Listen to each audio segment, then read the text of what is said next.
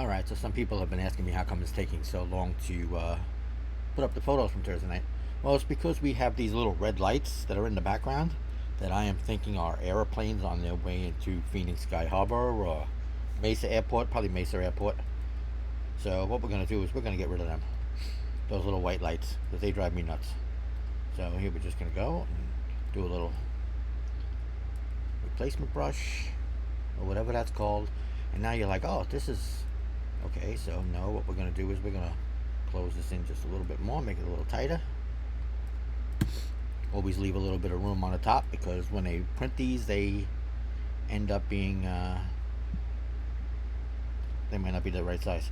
So now we're going to go in here to the new Lightroom masking tool, and we're going to highlight the background, and we're going to make it darker. And then we're going to turn around and create a new mask and select the subject and make her lighter. Make the picture stand out a little bit. So there we go. A little editing with Vinny.